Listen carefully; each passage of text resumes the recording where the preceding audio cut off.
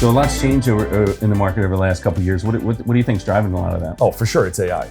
Yeah? AI is driving the development of not only applications, but where do you run the applications? They're in data centers. So now the amount of data centers that are being created, the amount of power and everything that goes along with those are certainly challenges within the market. But as it relates to fiber. So we're seeing upwards to, anywhere from 4 to 8 times as much fiber, in some instances 10 times the fiber, which creates multiple challenges from an infrastructure perspective. Absolutely. In an AI data center, it's really all about connecting the GPUs. So we call that the GPU interconnects. So you have a GPU interconnect network, but you also still have Ethernet to support storage and management functions. So now that's where that 4 to 8 times the amount of fiber really comes from, right? So now it's, how do I install that much fiber? Gotcha. So we talk about pre-terminated solutions. Necessary, absolutely. We've been using pre-terminated data center solutions, fiber, for a number of years now. We used to terminate in the data center the connectors on the fiber. We used to splice in the data center the connectors onto the fiber. Very time-consuming, messy, highly skilled technicians that are required to do that. Gotcha. So instead of that, we manufacture and pre-terminate the fiber in the factory. Okay, excellent. So then it gets installed, so it's installed faster. Yes.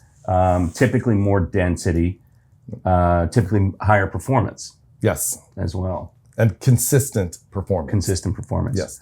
Right, and then the necessity for skilled labor to splice, to terminate, is diminished significantly. Yes. Okay. So how do you typically install a pre-terminated fiber cable in the field? Usually the cable is terminated with LC connectors, okay? You can terminate it with an MPO connector and then plug the MPO connector into a module, and then the breakout is done inside the module, okay? But there's additional loss associated with the MPO connection on the backside of the module, right? So a lot of times we don't have that loss budget to accommodate for that additional loss. So we can terminate directly with a LC connector. And then the LC connector is then put into what we call an adapter panel, right? So we plug the LC connector into the adapter panel. And on the front side, it's ready to patch your jumpers into it. Now, the problem is, or a challenge, or something that can happen, is what if the LCs are plugged in the wrong ports? Yeah, well, what's funny, Nathan, is as we're looking at this, this is a lot. It's a lot to manage. It's a lot, right? And then each one of these is labeled, right? So it's got to be patched into a specific port. That's right. So just the management, 2, the coordination of identifying the leg, the time it takes to identify the labeled leg, to find the port on the panel and to plug it in. It's time, and creates potential risk. Potential risk of plugging the wrong LC connector into the wrong port on the adapter panel. That's right. That's right. So how can we alleviate that risk and reduce the time of installation all at the same time? That's a good question. And the other thing is that we really haven't talked about is when you install those LC connectors and they're in the field, they may not be plugged in at the time that you actually pull the trunk cable. So you'll pull multiple trunk cables, each one, the LCs are kind of dangling, or if the cable's extra long, they're now sitting on the floor. That's a great potential point. For someone to step on it, right? Or for it to get dirty, or for any kind of breaking of these little individual breakout legs. That's a great point. So how do we reduce the risk of that happening as well? Well, I'm glad you brought that up, right? Because if you've ever been through a data center in any period of construction, I can guarantee you're going to see this very thing hanging in a cabinet. Yes. Which, by the way, a cabinet that probably has a door on it that open and closes. Yep. And you risk damaging it. And then here's the other thing. This could be a 72 fiber cable, could be a 144 fiber cable. If you break one of these legs, right, you're not going to pull this trunk out. right? Right. It's just dead now. Yes. So it's stranded costs associated with the fiber and the cable, and you don't even get to use it. Yeah, and likely what you're going to end up doing is pulling in a smaller cable to replace a number of these that might get broken. That's right. Right, and they're just now spares. So That's additional cost for spares. That's right. And we're talking about labor and the labor required, right? Yes. Additional labor required to pull in additional jumpers Yep. to replace those ports, which strains that labor pool already. Yep. So if we're installing 4 to 8 times the number of fiber into the data centers, does it have to take 4 to 8 times more time to do it, more people to do it? Yeah. Or is there a better way? Yeah, and you know, and to elaborate on that, it's not, you know, does it need to? It's that it can't. You know, our customers right now have such aggressive construction schedules. Yep. that it can't take longer. Yeah, for right? sure. And typically, layer one infrastructure is one of the later disciplines in the construction schedule to be installed. For sure. So what do we do? Well, there's so many different risks that we just talked about associated with installing a traditional trunk cable.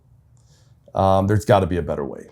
Mm-hmm. So what we have here is this is the HyperReach Fiber Trunk Module solution, FTM. We'll refer to it moving forward. But what this is a module. Remember we talked about having a module where you plug the MPO in the back and it breaks it out into LCs on the front side, right? Loss associated with that MPO connection in the back. Well, because of this module design, it's a slimline design, we're able to actually pre-terminate the module on the cable in the factory and ship it out to the customer that way, out to the data center. So how does this really help us? So number one, each of these LCs that's on a traditional cable is already plugged in to the adapter panel in the module. Mm-hmm. Okay, it's plugged in and tested in the factory, so we know that the polarity where this plugs in, each one of these is plugged into the proper space in the module. Okay, so that's number one. We don't have to worry about potential errors in the field of plugging the LCs in the wrong place. Okay, the second thing is this connection is inside the module. It's shipped that way. It's built that way. So now the connection point is protected. The LC connector or any connector type is protected in the module. So while you're pulling it through and while it's sitting and hanging there, it's hanging inside of a module where you're not going to damage the LC connector, right? I mean, that's probably the biggest benefit of this is the fact, number one, it's pre-terminated, and number two, it's protected in this module housing. Okay, so we have the module, it's fully protected, but we have to pull this module still out in the field. And like, you cannot pull the module just like this, right? So what do we do and how do we pull it? So what we do in the factory, we have what we call the bullet. And we take the modules and we actually slide them into the bullet in the factory and ship it with this already on the module, and it's got your pulling eye loop here that you can attach your pulling string to. Now, what does that really do for us at the end of the day? Number one, because it comes like this from the factory, it's ready to start pulling as soon as you open the box, okay? The module during transit is protected inside the bullet. The module during pulling is protected inside the bullet. So when I pull this to the other end and I remove the rear of the bullet, I pull the module out, it's ready to be then installed into the panel and you're done. That's the installation. That's the whole installation of that. So in short, basically what we're saying is this module is in the same condition and exposed to the same conditions as it was when it left the factory. Absolutely. And we verified polarity, we verified performance and continuity. Yep. It goes in the bullet train, never gets touched again until it goes into the panel. That's right. As opposed to, and which is why this is important. And you know, I think the biggest challenge is I think that we run into is getting customers to understand what's actually happening in the field. Yep. right? If you're a data center operator, do you understand that this right here is getting wrapped up, is getting bundled together, right? So your infrastructure, that's transmitting data likely worth millions of dollars, is getting bundled up in some mesh and some tape, pulled through God knows what, Yeah. likely cut off. These are going to hang there for minimum days, sometimes weeks or months. And then you're expected to plug that in and for it to work. Just like that. Right? Yeah. So if you're a data center operator, do you understand that's happening, right? The contractors, the folks we deal with, they're doing this every day. Yep. And not that it's wrong, it's just that there's an easier way to do it. Right. Yeah. And the owner of the data center, Yeah. he doesn't see all this, but Right. what he does see is, why did it take you an extra 2 weeks to That's turn right. up my data center? Exactly. Because you had to go through, install that, clean it, test, retest until Yes. everything is good, Yes. right? And if anything in here breaks, now it's ordering an additional cable, having it shipped out, having to reinstall it. That's So right. at the end of the day, the data center owner is not going to see all of this. He's just going to say, why did it take you an extra 2 weeks That's right. to turn up my data center? He's going to know his project's behind schedule and what Yes. that's costing him. Absolutely. And what is the cost of the potential revenue generated that we lost for that 2 weeks? That's right. That's right. And what's the impact to everyone down the supply chain, right? Yep. If you're a general contractor responsible for turning over a data center, what's that impact? If you're a low voltage installer, what's the impact to you, right? Right. What business are you not winning because you're still plugging LCs in Right. back there and testing and Right. cleaning and testing and cleaning and testing? Anyone who's been in the field knows that there's a ton of time spent cleaning, testing the same fibers. Absolutely. Yeah. So that actually brings me to the next point that I wanted to talk about, and that is testing the fiber. So we talked about the fact that this is made in the factory. The fiber is terminated. It's plugged into the adapters inside the module. It's tested for continuity, polarity, and loss, right? And then it's inserted into a bullet and shipped and pulled in the bullet, stays in the bullet until you're ready to install it. You pull it out and you install it in the panel. What are the risk points that we're avoiding by creating a solution like this, right?